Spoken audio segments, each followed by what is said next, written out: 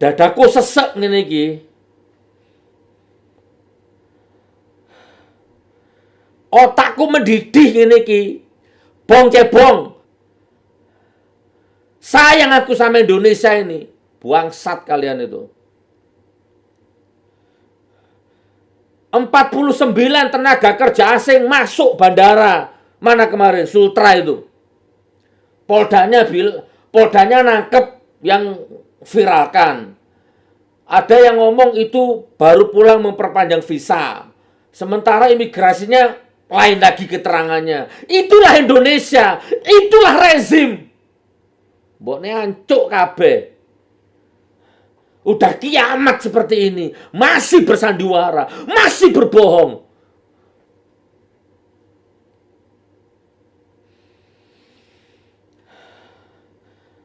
Anakmu, bojomu, wetengmu, wong tuamu bledos kena corona. Matek. Bongko kabeh.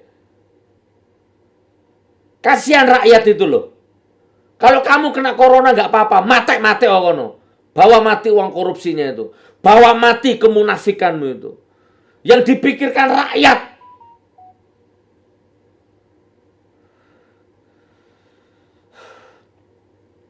Saat ini di Italia, sebagai negara besar, maju dan kaya raya, dokter dan praktisi kesehatan sebagian sudah mengibarkan bendera putih karena tidak sanggup lagi merawat pasien dan mengetahui dirinya adalah individu yang paling rentan saat ini. Untuk yang paling rentan saat ini terkena COVID-19 dan mereka telah menyaksikan dengan mata kepala sendiri teman-teman mereka para dokter dan perawat yang menderita di ruang ICU dan isolasi. Italia sudah kibarkan bendera putih. Padahal Italia itu negara kaya, banyak dokter hebat. Bangsat kamu itu. Ini rezim curuk. Sombongnya selangit. Italia sudah ngibarkan bendera putih. Ayo Bong, kamu ngomong aku stres, tak culek, tak cungkil matamu nanti Bong. Ngomong di depanku Bong. Habis kesabaranku Bong. Asu kamu itu Bong. Negaraku carut marut begini matamu Bong. Italia mengibarkan bendera putih Bong. Rezim junjunganmu sok.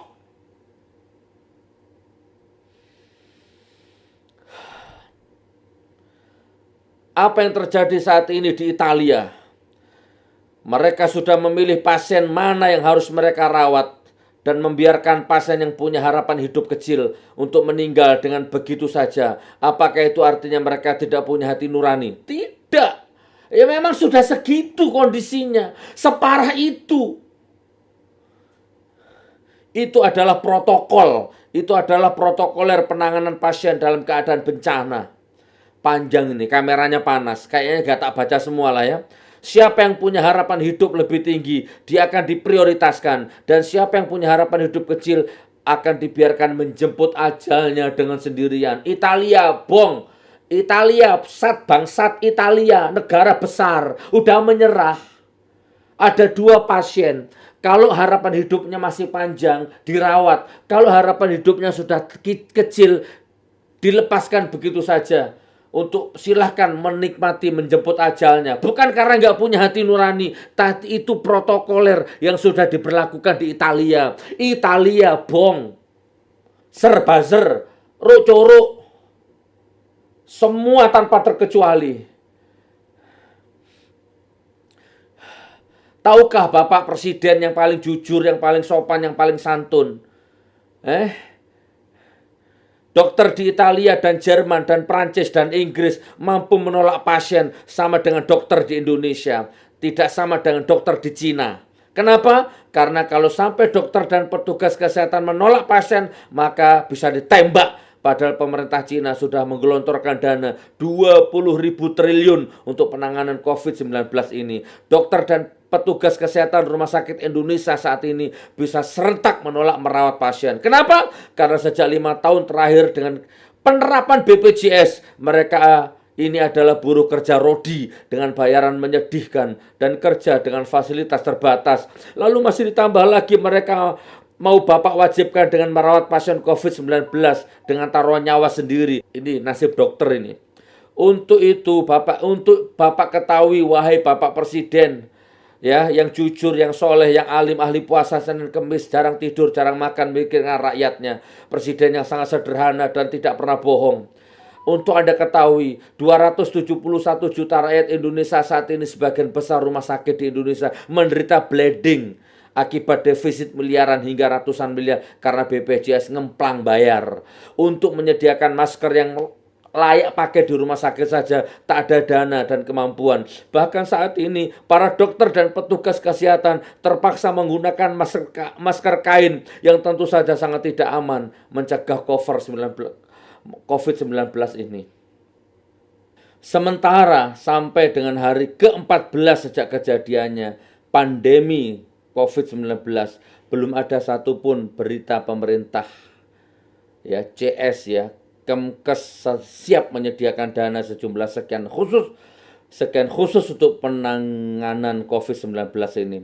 Bisakah Bapak bayangkan, dan 271 juta rakyat Indonesia, bayangkan, orang yang berstatus positif COVID-19 akan berkeliaran di jalan, di rumah-rumah, di jalanan dan di rumah mayat-mayat, berkelimpangan di rumah sakit, di rumah, bahkan di jalanan. Dan itu sudah terjadi di Italia, negara besar dan kaya raya.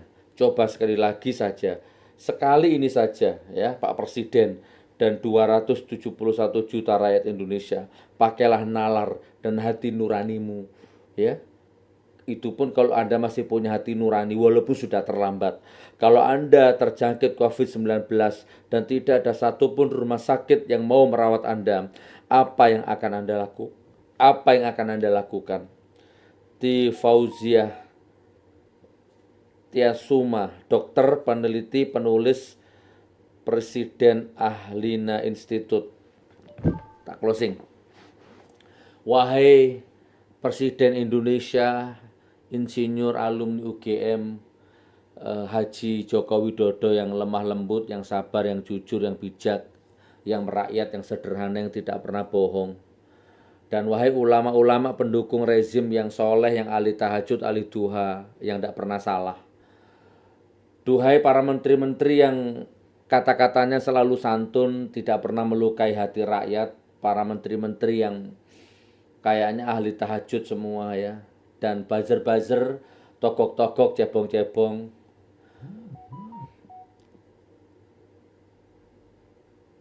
Sedetik saja kamu mikir, seandainya kamu, anakmu, istrimu yang kena corona dan tidak ada rumah sakit yang mau merawatmu, apa yang akan kamu lakukan?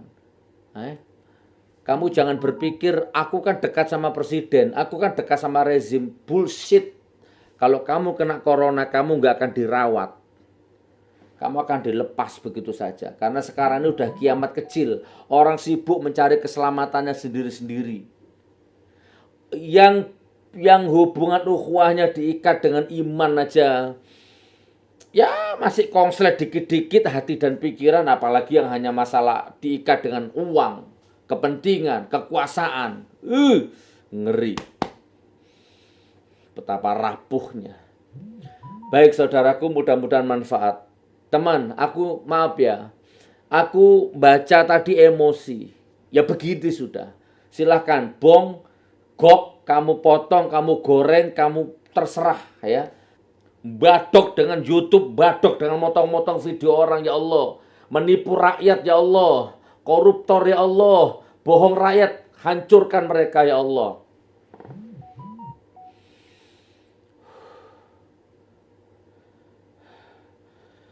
Wes yo, teman yo.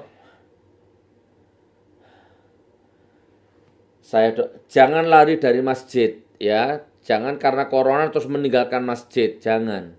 Sudah teman, aku nggak tega mau ngomong nih, nggak tega teman. Udahlah, kamu nonton film zombie, kamu nonton Resident Evil, kamu nonton film-film Hollywood yang gimana hancurnya kota, punahnya kota, itu tontonlah. Jadi kalau dulu film akan ada, dan sudah ada kota-kota besar, negara-negara besar yang mengalami itu gitu loh. Aku nggak tega cerita. Sudahlah, sekarang ini ayo Ayolah kembali ke keluargamu, ya kembali kepada Allah, kembali kepada Rasulullah.